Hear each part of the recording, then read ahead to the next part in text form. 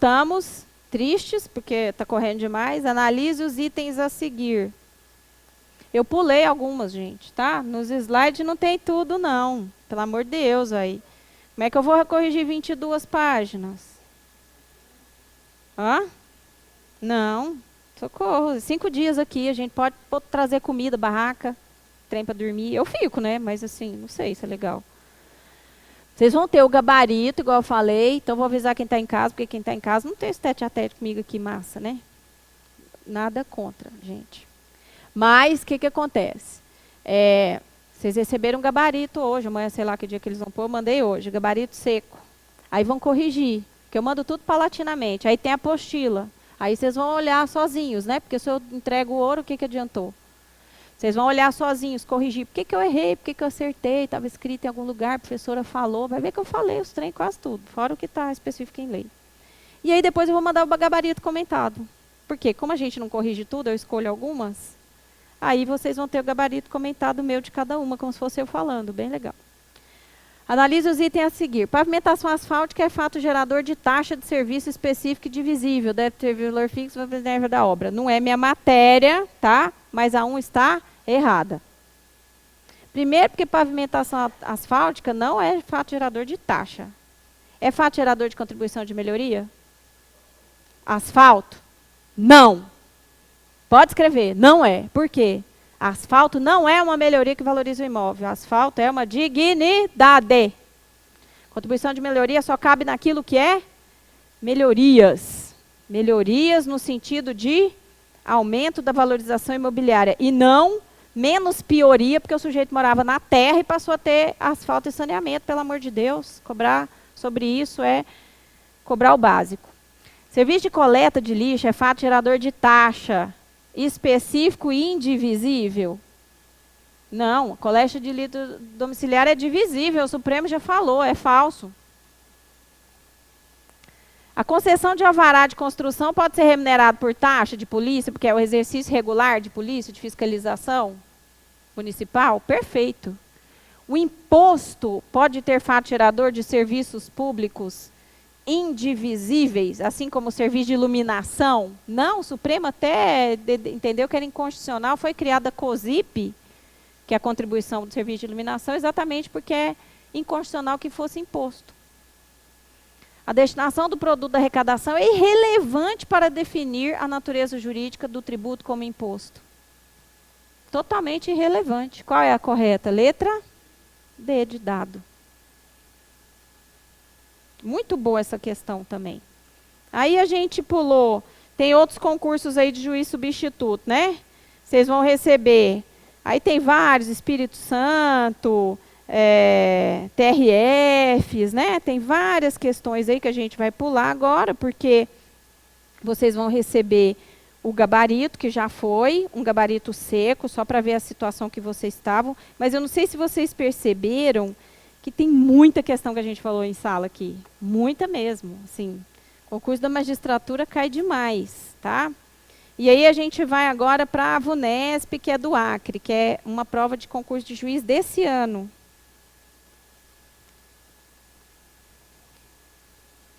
Não quero pôr a questão, vai até a D. Pronto. Então, VUNESP é um outro instituto e é juiz também do Acre. Prova desse ano. O crédito tributário goza de privilégios e garantias especiais em relação à sua correlação com o financiamento do Estado e as políticas públicas a seu cargo. É correto afirmar que, na falência, a lei não pode estabelecer limites e condições para a preferência dos créditos. Não pode? Pode e faz. Pode e faz. A multa tributária é subordinada a todos os demais créditos? A todos não. A todos não. O crédito tributário não prefere aos créditos com garantia real no limite do valor do bem gravado. Essa é a correta. O crédito tributário prefere aos créditos extraconcursais. Se não tiver especificamente no edital, não precisa ler isso. Lei de falências, tá? Privilégios e garantias. Mas normalmente traz privilégios e garantias. Aí você tem que dar uma olhada nessa legislação. A Assembleia Legislativa de determinado Estado da Federação aprova a lei de parcelamento. Opa! Estabelecendo, entre outras medidas, a suspensão por 36 meses dos pagamentos devidos por tributos vencidos até o momento da aprovação, parcelamento em 120 parcelas e perdão de 50% das multas. Perdão de multa é o quê? Anistia. Perdão de tributo é o quê? Remissão. São coisas diferentes. Qual que é? Neste contexto, é correto afirmar que a lei previu instrumentos de suspensão da exigibilidade, que é moratória, porque suspendeu os pagamentos, e parcelamento, 120 meses, e exclusão, que é anistia. Aí está lá anulação, remissão, extinção, exclusão, remissão e remissão da exclusão. Então, fácil essa. Letra A. Olha como a pergunta aparece, gente. Só para a gente relembrar. Ele contou toda uma historinha, né? Colocou já as modalidades de cada uma. É assim que aparece. Às vezes pergunta daquele jeito lá. Exclusão é 2 pontos. Mas normalmente aparece com uma historinha. Caso a administração deseje impor aos contribuintes uma obrigação de entrega de informações econômicas específicas por meio de uma declaração eletrônica no interesse da fiscalização, é correto afirmar, com base no CTN, que essa obrigação A deverá ser prevista em lei ou em convenção internacional. Lembra que eu falei para vocês que tem lei em sentido estrito e legislação em sentido amplo? Nós conversamos isso aqui, eu tenho certeza absoluta. B.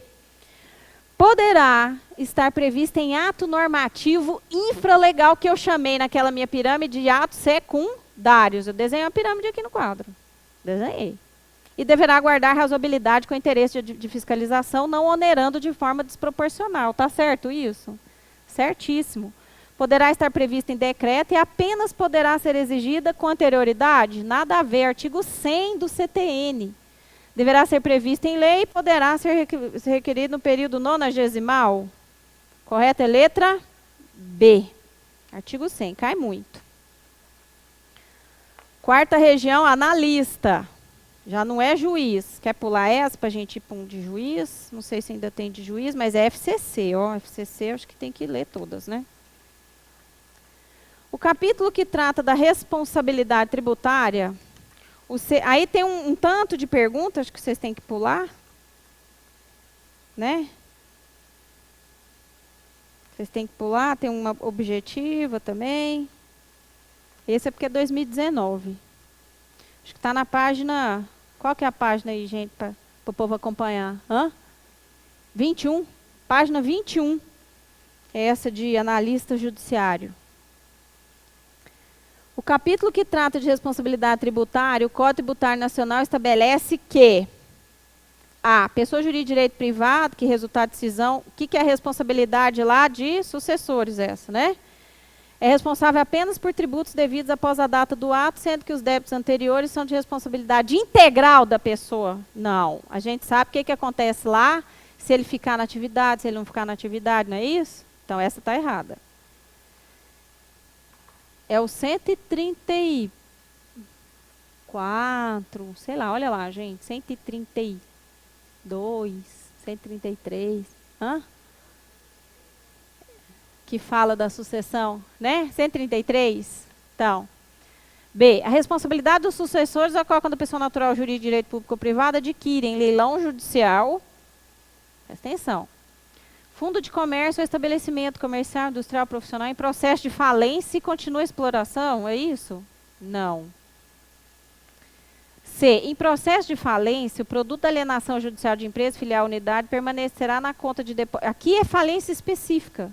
Aqui não está no dispositivo constitucional, por isso, no dispositivo do CTN. Por isso que eu falo para vocês que quando tiver falências no edital, você pode ler o aspecto tributário também. Porque pode estar lá em algum lugar. Se não tiver, não lê. Mas se tiver, você olha o aspecto tributário, porque ele pode cobrar alguma coisa de comercial na prova tributária e pode cobrar tributário na prova de empresarial, não tem problema nenhum. Porque a correta, na verdade, é essa, letra C. Você tem que conhecer. E não tá. Mas olha, a D, a responsabilidade relativa às infrações é excluída na hipótese de denúncia. Quer dizer, as outras estão no CTN. Você consegue julgar que estão erradas. O examinador não foi tão sacana.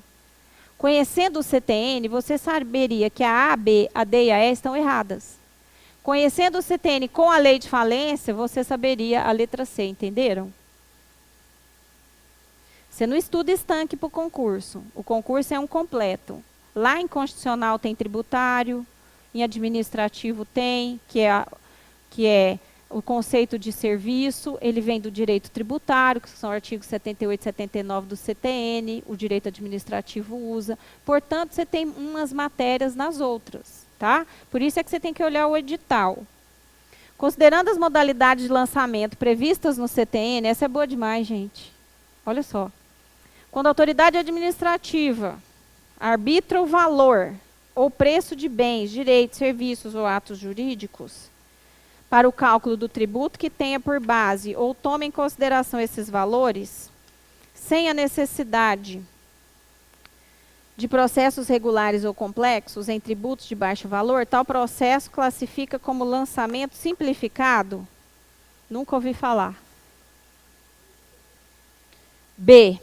O lançamento efetuado com base na declaração do sujeito passivo ou de terceiro, quando um ou outro, na forma da legislação, presta à autoridade administrativa informações indispensáveis à efetivação, pode ser classificado como lançamento por declaração? Pode demais. Total. Lindo. C. O lançamento pode ser realizado pelo sujeito passivo. Ele pode? Não.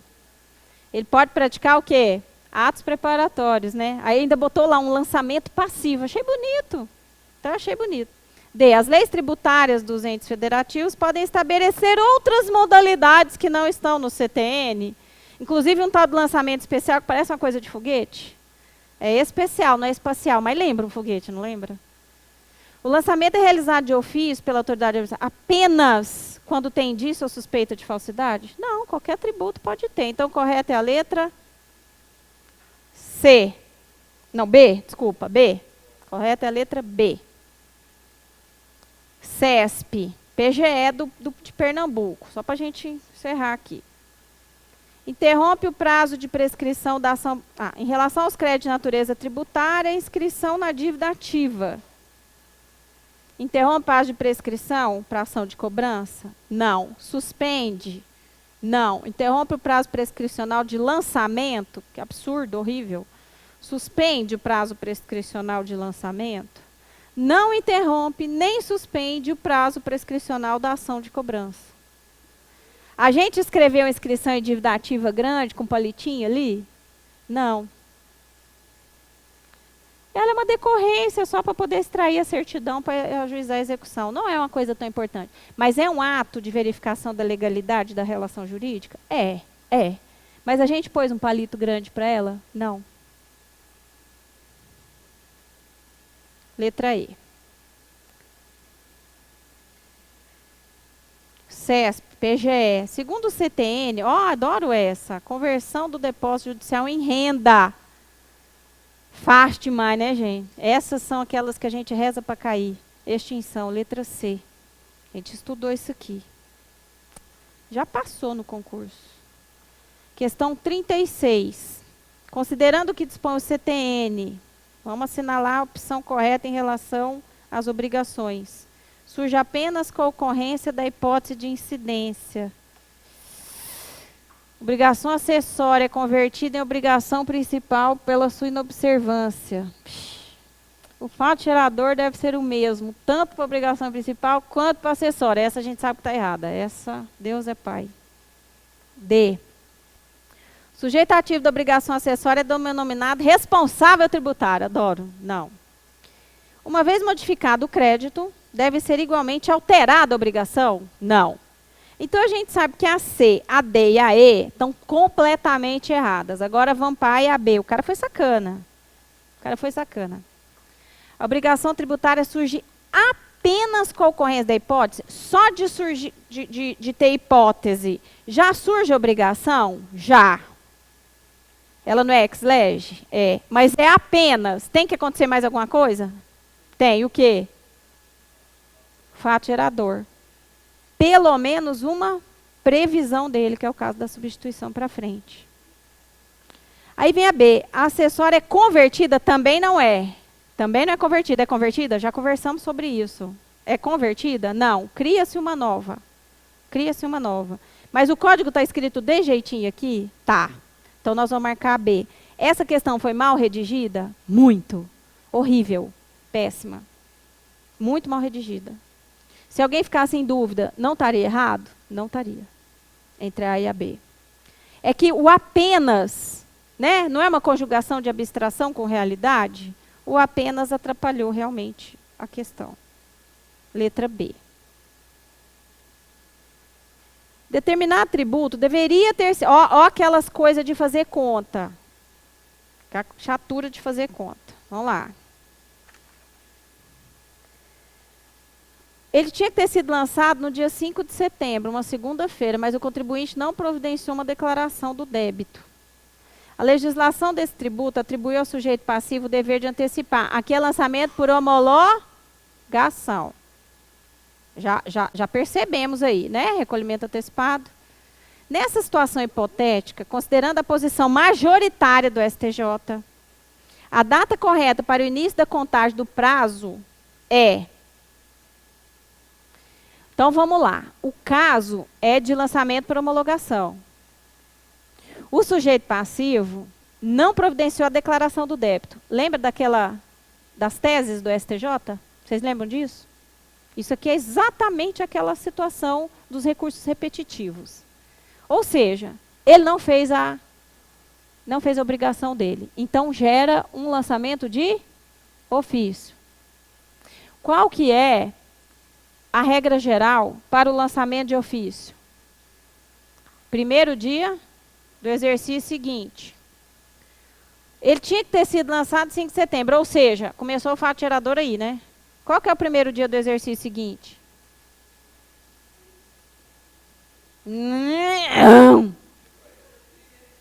Primeiro dia do exercício seguinte. 1º de janeiro. É a coisa. Deixa eu te falar. Não é para errar isso. Pelo amor de Deus. Não tinha que fazer nenhuma conta, era só saber a regra. Aí vem uma isenção. Né? O que é isenção? É causa de extinção ou causa de exclusão?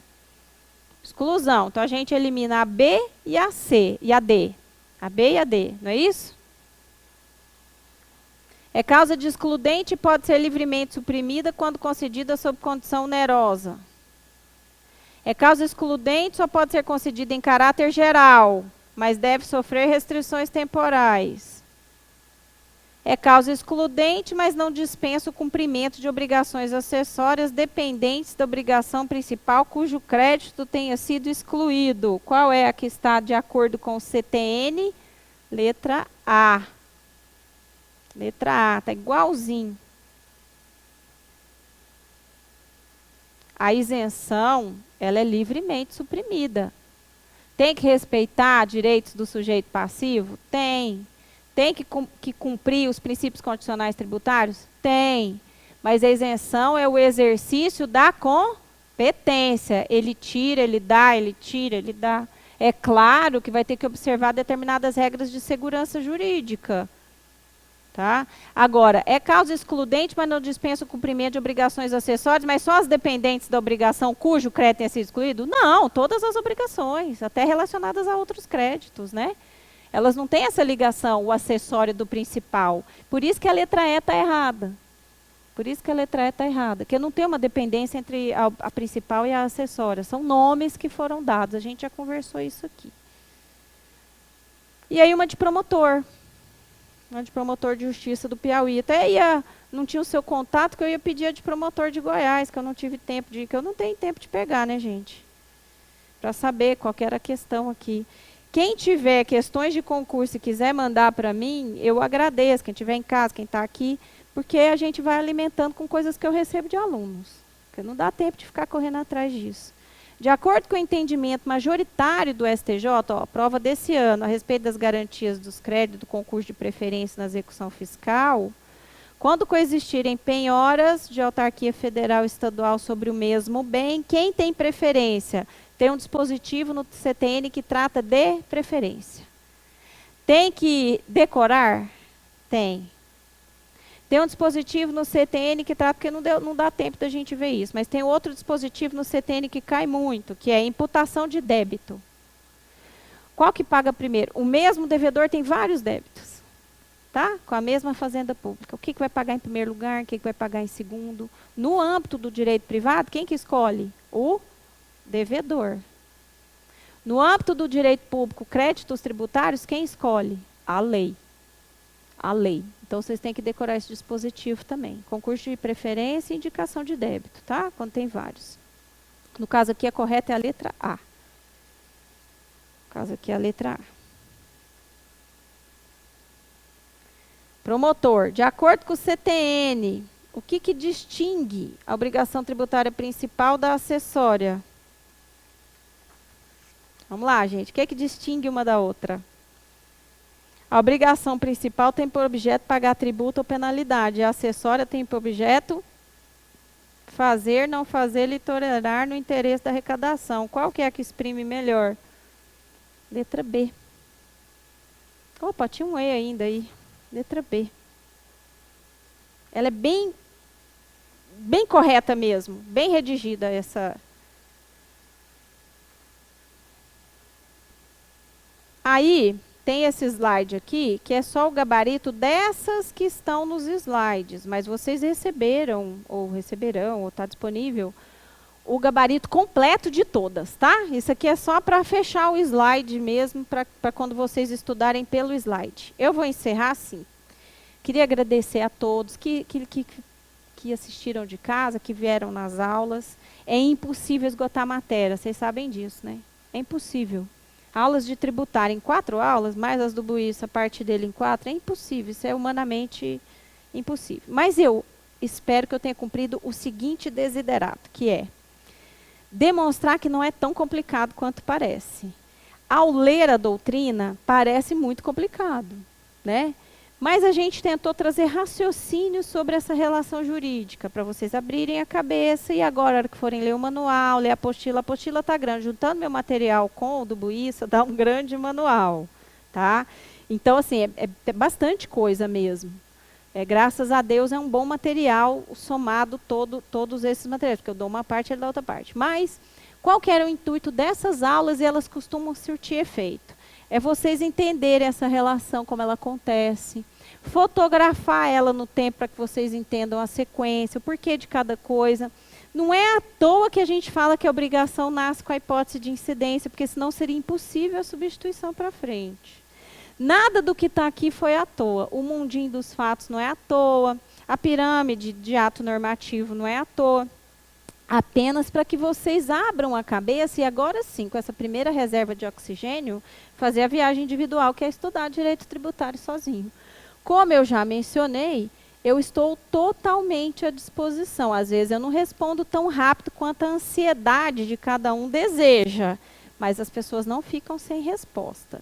Ainda que às vezes eu demore alguns dias, tá? Agora, é recurso de concurso? É uma coisa mais urgente? Aí manda recado no Messenger, manda e-mail, que eu recebo lá no tribunal e ajudo todos os alunos a fazerem recurso. Quem já me procurou com recurso sabe disso e pode testemunhar que se vocês estiverem estudando e passando no concurso, eu não vou medir esforços para ajudar. Deixei de ser examinadora, que eu sempre fui examinadora em vários concursos, para dar aula em cursinho e ajudar as pessoas a passarem. É isso que eu desejo, não faço coach. Mas ajudo no recurso, tem uma questão que é discutir, tem uma dúvida, pode mandar. Dentro das minhas possibilidades, eu sempre vou atender um ex-aluno, certo? Então, espero que tenha sido bom e que vocês tenham êxito na sua caminhada aí de passar num bom concurso público. Eu agradeço a todos, até a próxima aula de Direito Tributário em outro cursinho.